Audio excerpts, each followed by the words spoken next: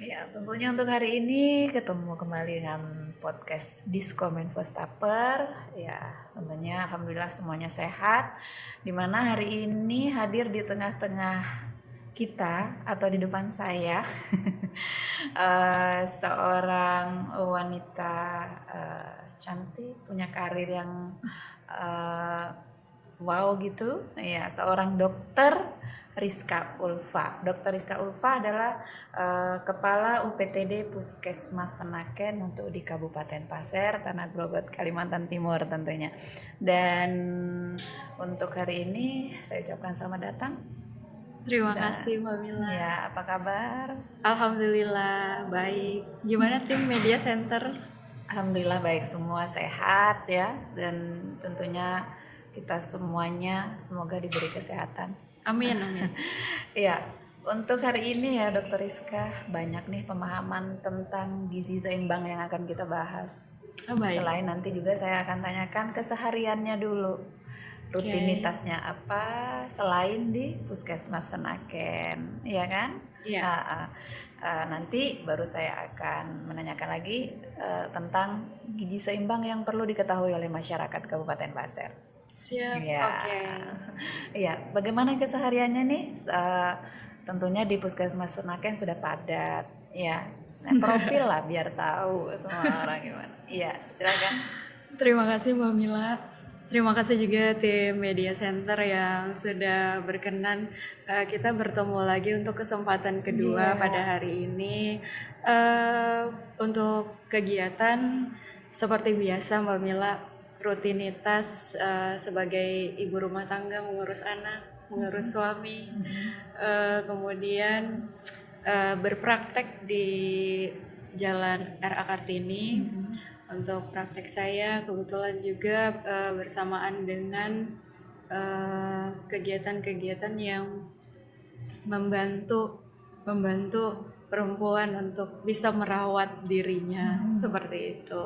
Jadi jika ada keluhan seperti masalah kulit, ya mungkin saya bisa sedikit membantu mengatasinya, mencarikan solusinya. Ya, itu kegiatan di praktek saya salah satunya. Salah satunya ya, Ya. tentunya di situ memberi peluang kerja nih untuk anak-anak muda.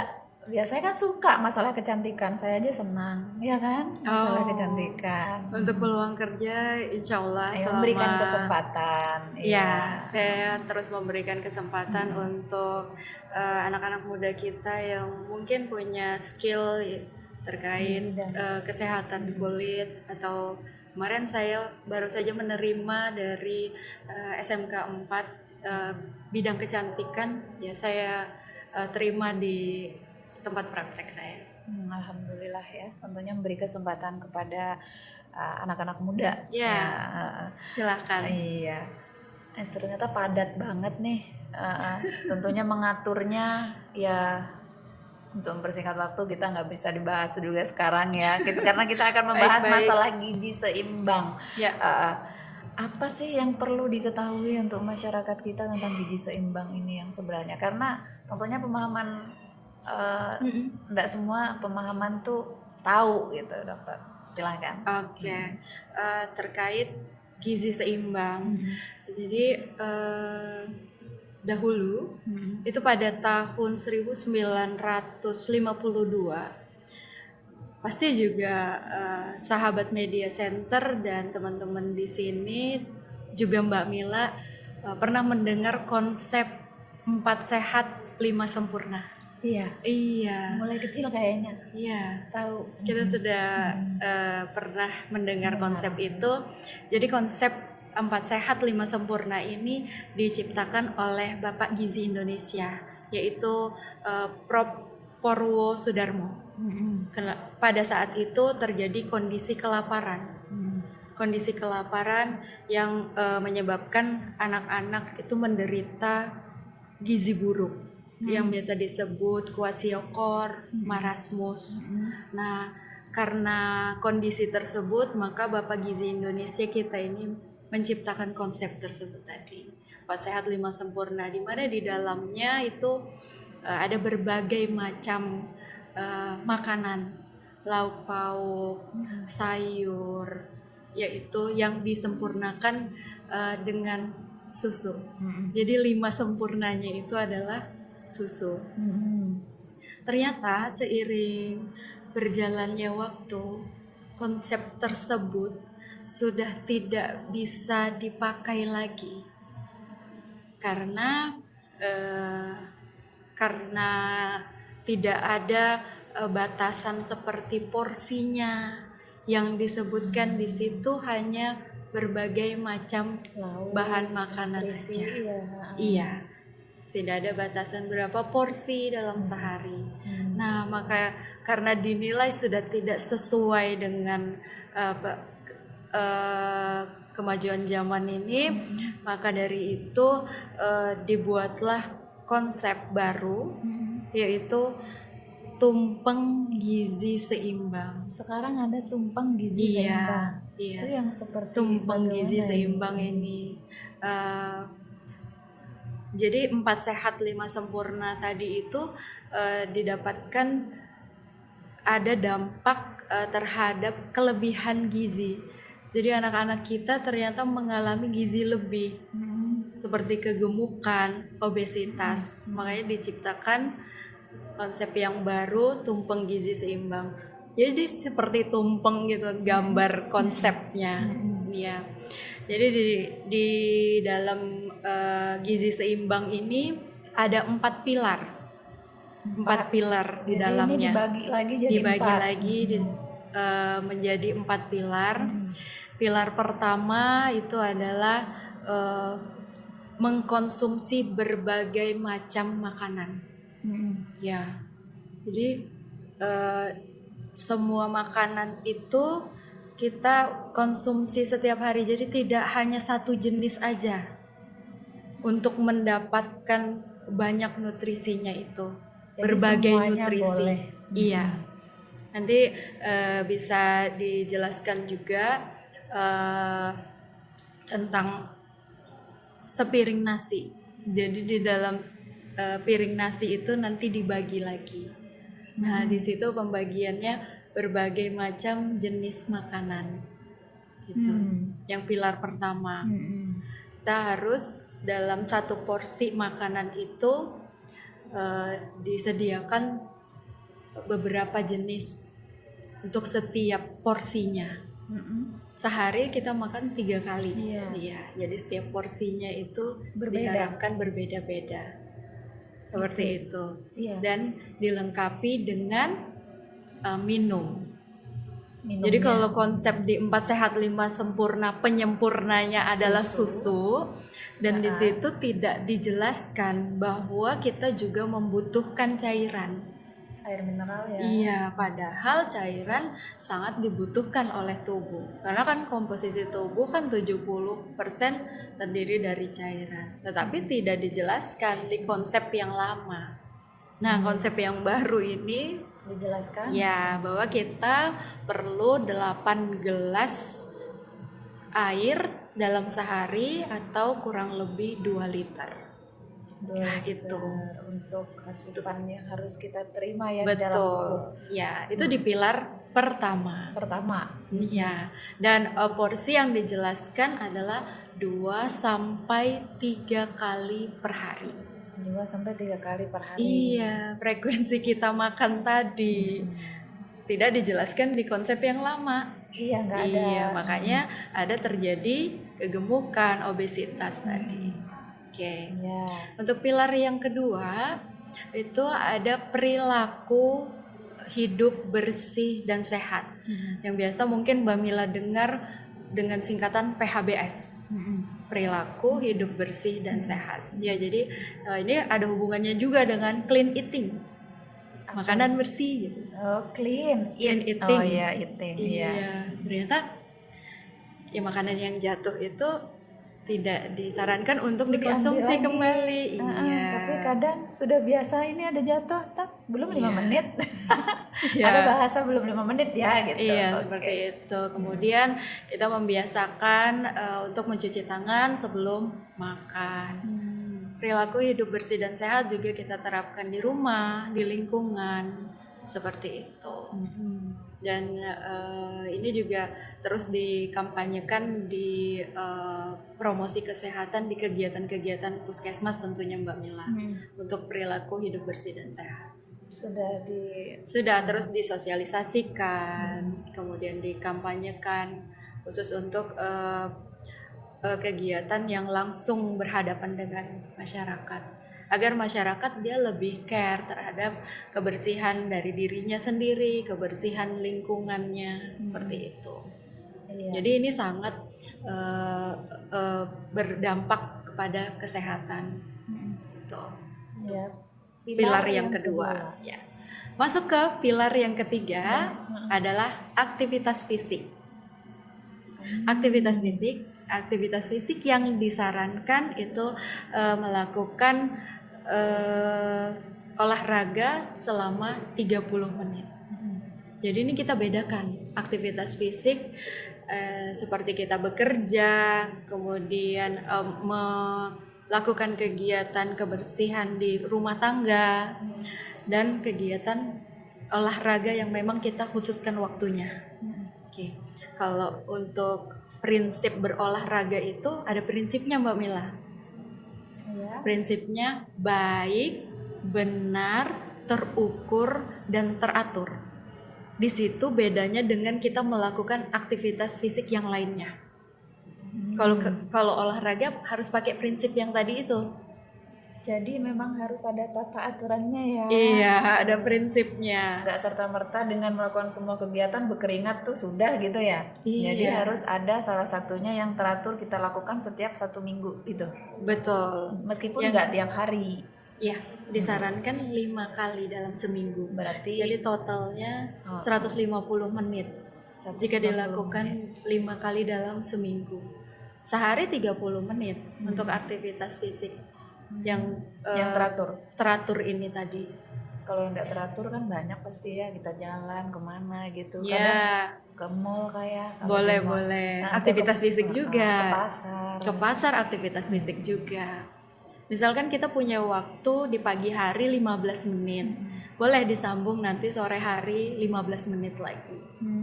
Bisa diatur. Jadi bisa mengaturnya seperti itu. Bisa. Atau membedakan waktu pagi sama sore gitu ya. Bisa. Pagi kan sebelum kita rutinitas kerja kan bisa tuh sebelum jam 7. Nah, bisa. Sudah bisa lakukan exercise. Kemudian sorenya ya kan dilanjut. Nah, mungkin juga kita aktivitas pasti ada istirahatnya juga kan. Betul Mbak Mila. Jadi dilanjut begitu boleh. Iya, tapi boleh. Harus rutin. Iya. Untuk supaya kesehatan kita lebih optimal tadi. Dan apa saja olahraganya silahkan menyesuaikan dengan kondisi, dengan umur. Ya tadi itu ada prinsip baik dan benarnya. Ya tidak bisa kita memaksakan, misalkan di atas umur 50 tahun kita minta untuk angkat besi tidak bisa. Iya. Salah jadi sesuaikan dengan kemampuan ya. Betul Mbak Mila. Iya benar. Oke, itu sudah paham. Sisa satu lagi. Yang prinsip keempat itu adalah melakukan pengukuran dan monitoring berat badan. Nah, kita harus cek tiap hari. Cukup 1 bulan sekali yang dianjurkan. Boleh. Nah, ada perbedaan di sini. Maksudnya bukan perbedaan. Jadi untuk kita dewasa dianjurkan minimal 1 bulan sekali itu. Kalau untuk anak-anak, nah di sini hubungannya dengan kegiatan-kegiatan di puskesmas. Jadi kan pemerintah juga terus sekarang lagi hangat nih. Apalagi kemarin bulan Juni kita melakukan intervensi serentak. Untuk penurunan percepatan stunting ini. Iya, itu pada bulan Juni kita melakukan secara serentak di seluruh puskesmas di Tanah Grogol, di Kabupaten Pasir maksud saya, penimbangan dan pengukuran tinggi badan bayi balita. Itu kita lakukan. Memang posyandu dilakukan terus setiap bulan. Jadi untuk mengatasi, mencegah stunting, memang kita selalu kampanyekan agar ibu-ibu yang mempunyai anak di bawah 5 tahun untuk selalu membawa bayi balitanya ke posyandu untuk ditimbang berat badannya, diukur tinggi badannya. Jadi masa pertumbuhannya ya. Iya, dilihat masa pertumbuhannya agar nantinya kita bisa lebih cepat melakukan intervensi. Intervensi dalam artian kita mengatasi apabila nih ada kecurigaan anak ini ke arah stunting Iya, jadi tadi. mengetahui sejak dini ya. Iya, mengetahuinya lebih cepat lagi. Tuh, makanya selalu dikampanyekan untuk ibu-ibu di rumah yang mempunyai balita selalu membawa anaknya ke posyandu deh. Iya, Setiap bulan. Iya. Iya, walaupun ya sudah selesai imunisasinya, terkadang kan mungkin dengan berbagai kesibukan ibu-ibu ini setelah selesai imunisasi yang wajib 9 bulan, setelah 9 bulan terlupa untuk membawa anaknya terus ini ke posyandu. Ya, karena seorang ibu apalagi yang mungkin ada yang bekerja, meskipun bekerjanya macam-macam ya, ada yang bagian perdagangan, ada yang bagian macam-macam deh. Betul, ada yang berdagang. Iya, ada kita yang- kan kegiatan bekerja bukan hanya untuk di kantor atau di apa, di luar sana juga banyak pekerjaan. Tentunya mereka sibuk. Kadang meluangkan waktu memang agak sulit ya kan. Betul. Tapi ya tetap harus memaksa kita Oke. hadir ya ke posyandu. Iya. Kalau nggak ke posyandu bisa selain ke posyandu, tapi memang harus ke posyandu. Betul Mbak Mila, kegiatan itu kita semua fokuskan ke posyandu. Iya. Jadi terkadang juga kita misalkan di suatu tempat ada yang pekerjaan ini bertani, berkebun. Jadi kita puskesmas menyesuaikan waktu kapan bisa masyarakatnya berkumpul. Ya, bisa lebih fleksibel kegiatan kita buat, tergantung nanti kesepakatan kita dengan ibu kader seperti itu. Berarti sudah diatur sedemikian rupa waktunya juga ya. Betul Mbak Mila. Bukan harus hari ini kan enggak ya. Ya, Tapi tidak ditentukan harinya. nanti yang menentukan itu kesepakatan dengan ibu kader Mbak Mila. Iya. Untuk kita bisa mencapai sasaran dan target kita yaitu bayi balita tadi. Jadi memberikan kenyamanan semuanya ya. Betul Mbak Mila. Di tiap daerah wilayah kerja puskesmas kan karakter pekerjaannya ya beda-beda. Iya, jadi kita menyesuaikan. Ada yang misalkan di desa Tapis kebanyakan ASN, jadi kita menyesuaikan lagi. Ada di desa Pulau Rantau kebanyakan yang berkebun, ya. Jadi memang disesuaikan. Betul. Jamnya ya benar itu sudah disesuaikan semua, demikian sudah diaturnya supaya mendapatkan generasi yang sehat. Karena sekarang kan pemerintah menggalakkan apa itu disebut yang stunting itu ya. Iya. Menggalakkan pencegahannya. Percepatan penurunan stunting. Iya, pencegahan itu. Ya sebenarnya stunting sendiri itu kurangnya gizi atau kurang apa ya? Oke. Stunting itu satu kondisi di mana anak balita itu mengalami kekurangan gizi yang kronis. Jadi terjadinya itu sudah lama semenjak di dalam kandungan, sehingga terjadi infeksi yang berulang dan gangguan metabolisme. Iya. Jadi memang kondisi ini biasanya karena gizi yang tidak adekuat selama dikandung hingga dilahirkan. Seperti itu. Iya, karena dengan cara kita memperbaiki pemahaman masalah gizi ya, tentunya semakin mengurangi masalah yang ada di Kabupaten Pasir sendiri. Iya tentunya. Mbak Mila, perlu diketahui Mbak Mila, penyebabnya secara garis besar ini ada 2 penyebab dari stunting ini. Pertama, karena asupan gizi yang tidak adekuat.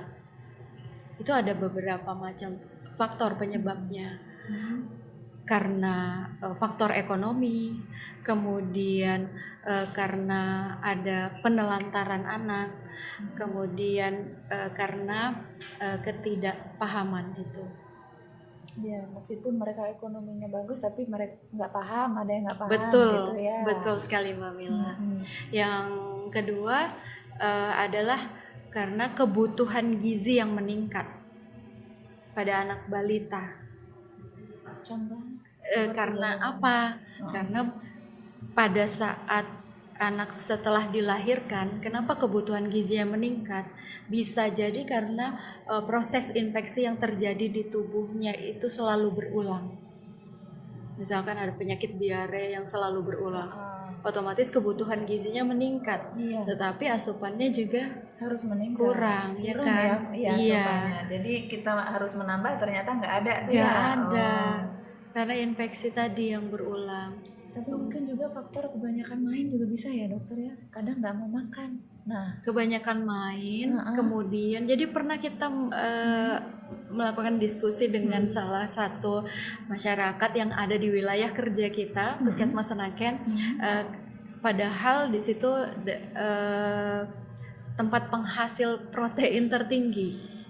ikan Ya, jadi banyak ikannya Mbak Mila.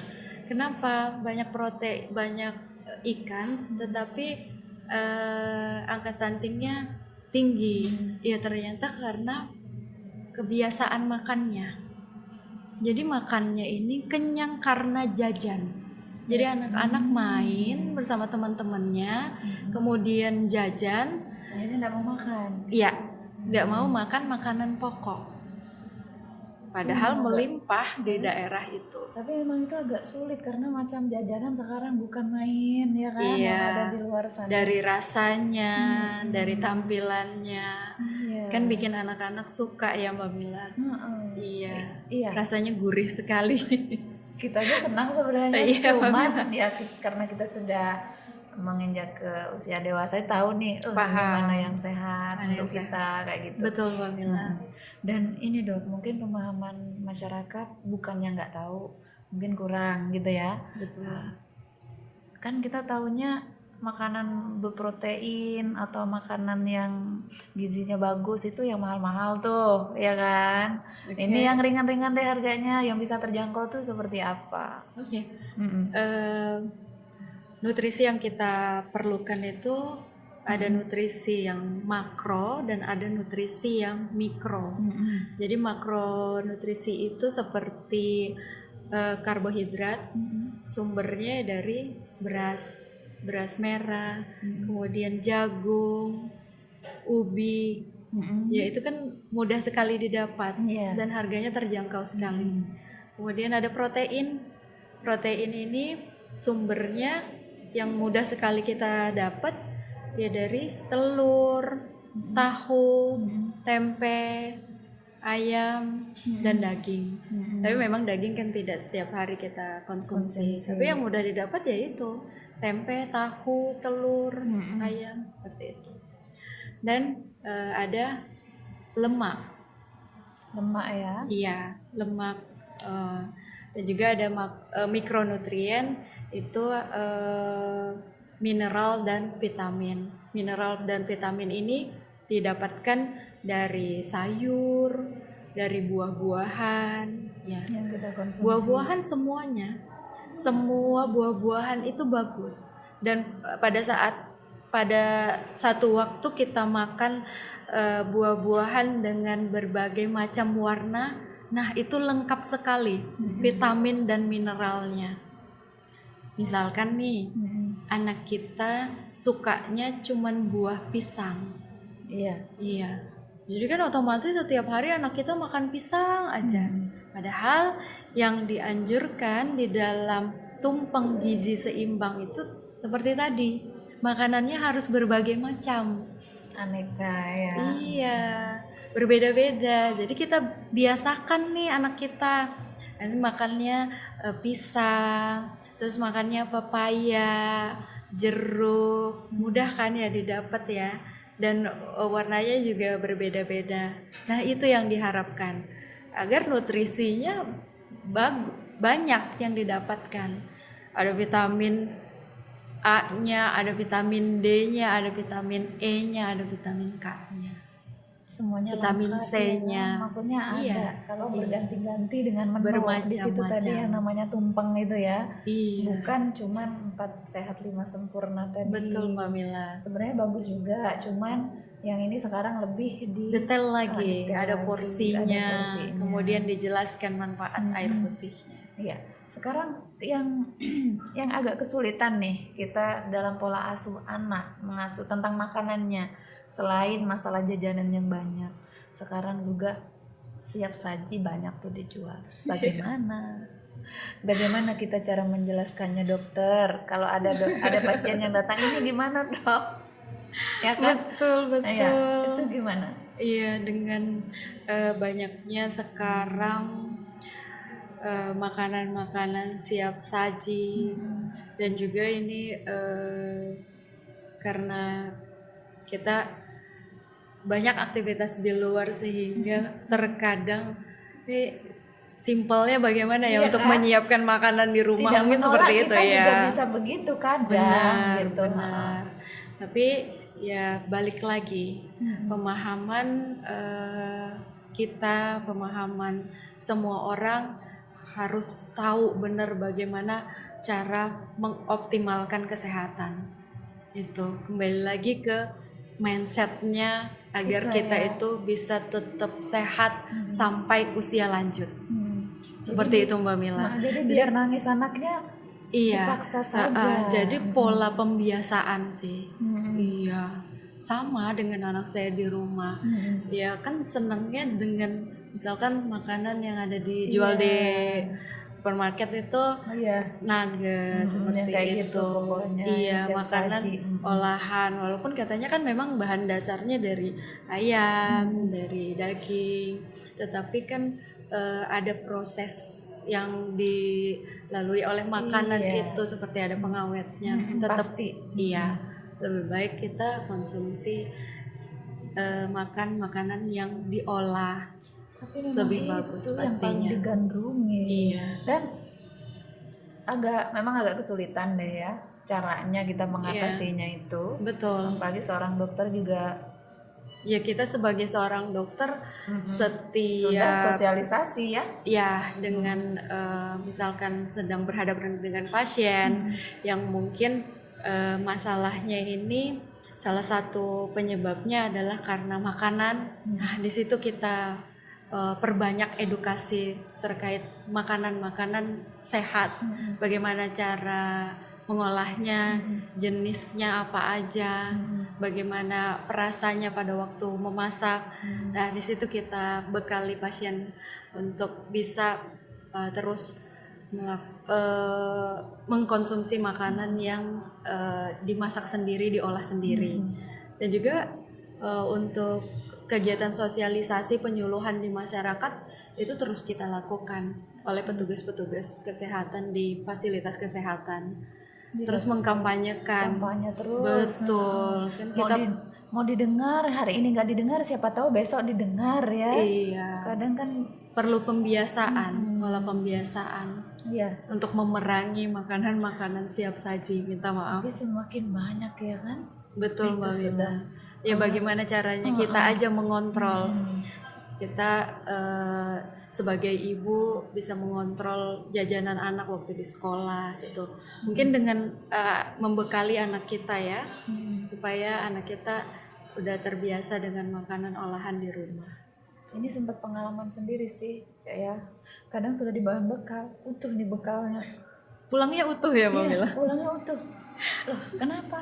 Aku tadi makan ini mah, ya sudah tuh kan. Di situ kadang kita ya mudah-mudahan nanti ada program yang lebih ya kan, yang lebih lagi untuk anak-anak di sekolah seperti apa ya kan. Betul. Supaya nggak ada makanannya yang gimana-gimana, supaya di rumah dikontrol, di tempat lain nggak bisa gimana. Betul. Gitu. Semoga nanti juga guru ya bisa mengontrol makanan yang dijual. Untuk kantin-kantinnya ya.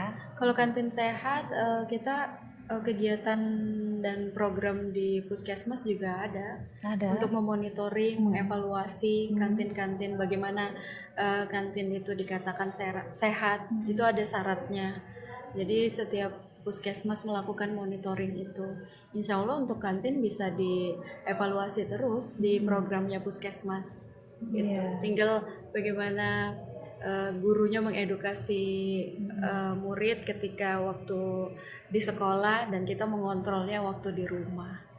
Jadi Ada program pemerintah kan dalam Iya, waktu dekat akan waktu ini. dekat akan Iya, dilakukan rilis. itu kan. Betul, Iya, program mudah-mudahan nanti makan siang gratis. Iya, makan gratis itu.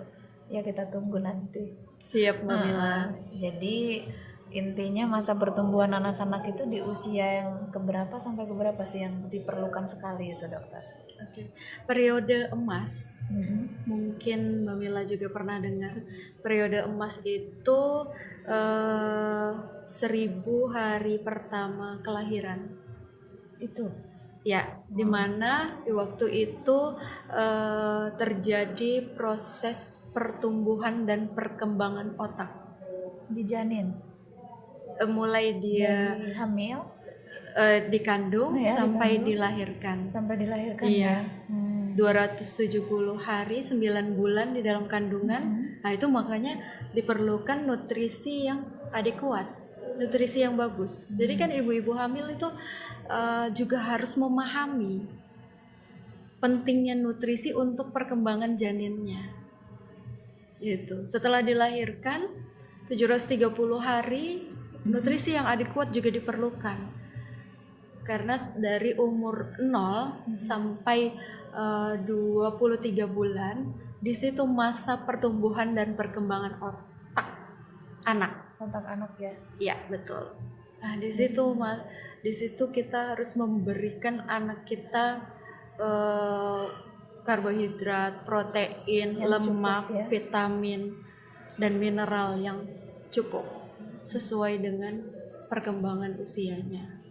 Jadi itu masa-masa yang betul kita harus perhatikan. Makanya disebut golden period. Itu ya. Iya, setelah masa itu sudah tidak ada lagi Mbak Mila kesempatan kita. Kalau perkembangan otaknya tidak maksimal, sudah tidak bisa lagi kita perbaiki. Sudah stuck di situ. Makanya intervensi yang dilakukan untuk percepatan penurunan stunting ini adalah Perbaikan anak di situ usia ya. 0 sampai 23 bulan. 2 tahun aja Mbak Mila. Saya pikir yang ke-5 sampai 15 itu harus digenjot. Memang harus yang bagus juga ya usia segitu, tapi yang periode emasnya, yang goldennya di situ ya. Betul, karena terjadi perkembangan otak tadi yang berdampak kepada perkembangan jaringan dan organ yang lain di dalam tubuh anak. Itu. Iya. Dan tentunya masyarakat di sini nih kadang ada yang mengetahui dan yang tidak ada yang tahu ya kan. Otomatis untuk gizi kadang ada yang mengindahkan ya kan. Disuruh minum susu untuk ibu hamil kadang enggak mau. Disuruh minum vitamin kadang enggak, mual. Ayo. Gitu kan? Betul Memang Mbak Mila. begitu. Padahal itu merupakan perkembangan di otaknya ya. Sayang sekali.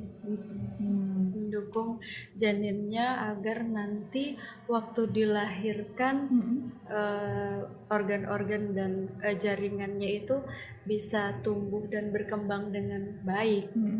Ya, dari sejak masa kehamilan harus sudah didukung gizi yang baik. Betul. Lengkap ya gizinya. Betul Mbak Mila. Jadi program di puskesmas itu juga sasarannya salah satunya adalah anak-anak remaja kita dari usia 10 tahun itu sudah kita berikan tablet tambah darah untuk mencegah terjadinya anemia tadi. Karena salah satu penyebab anak stunting ini adalah karena anemia. Kurang darah. Iya, betul. Karena anak-anak ini, tapi sasarannya cuman remaja putri ya. Jadi yang masa putranya tidak menjadi sasaran untuk pemberian tablet tambah darah tadi. Iya. Tujuan pemerintah adalah untuk mencegah terjadinya anemia. itu. Dan masa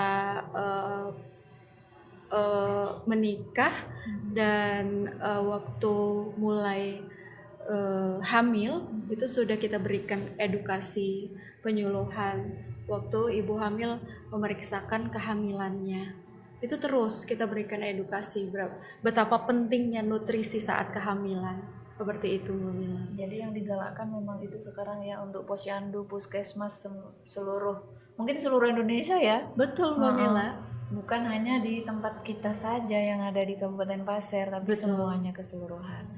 Begitu pentingnya gizi untuk masa pertumbuhan, untuk pencegahan stunting juga yang digalakkan pemerintah kita ya, Dok. Ya. Karena kita memerlukan generasi yang sehat dan cerdas untuk membangun daerah kita, membangun negara.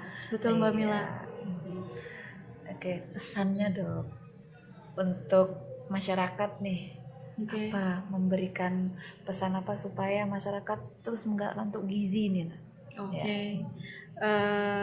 Untuk masyarakat yang diharapkan dari pemerintah juga untuk terus bisa lebih perhatian bagaimana caranya kita bisa mengoptimalkan kesehatan, karena kesehatan itu kesehatan yang optimal dan maksimal itu tidak bisa didapatkan dalam waktu yang singkat, karena memang tubuh kita ini tergantung dari apa yang kita makan. Jadi perbanyaklah pengetahuan kita terkait tentang gizi seimbang, karena kita sudah bisa melihatnya lewat mencarinya. Pengetahuan ini kan sekarang gampang sekali ya Mbak Mila, melalui Google, YouTube, kita tinggal cari kata kuncinya apa, udah keluar semua apa yang kita harapkan ya. Seperti itu. Gizi seimbang juga banyak sekali materinya di YouTube, juga di Google. Jadi masing-masing dari kita sudah mengetahui betapa pentingnya nutrisi dari masa kehamilan hingga anak itu dilahirkan, karena yang kita butuhkan bagaimana anak-anak kita itu menjadi anak-anak yang sehat. Kalau anak-anak yang sehat tentunya dia bisa menjadi cerdas. Kalau sudah anak-anak cerdas, tentunya daerah kita secara perekonomian juga akan jauh lebih meningkat. Seperti itu sih Mbak Mila. Dari diri kita sendiri dulu, kemudian kita bisa menyampaikan, mengkampanyekan kepada keluarga kita, kepada tetangga kita, sehingga edukasi terkait gizi ini bisa menyebar luas dan diketahui oleh masyarakat semuanya. Iya, ternyata masalah gizi ini memang sangat-sangat diperlukan untuk tubuh kita, dan tentunya untuk pengetahuan juga masalah gizi untuk masyarakat kita. Agar usia harapan hidup kita nanti di atas 70 tahun. Iya, maunya seperti itu kan. Betul Mbak Mila. Iya. Oke, dokter, banyak betul sudah ilmu nih yang kita tahu ya untuk di sini tentang gizi, dan tentunya untuk masyarakat Kabupaten Pasir jangan lupa ke posyandu. Kemudian untuk bapak ibunya untuk selalu kontrol berat badan. Kontrol kesehatan juga boleh ke puskesmas. Iya. Dan tentunya saya di sini bersama kru mengucapkan terima kasih ya untuk kehadirannya sama-sama di podcast Mbak Mila. Infostapper. Next kita ketemu kembali dengan topik yang lain. Siap. Iya, salam. Semoga sehat selalu. Sehat.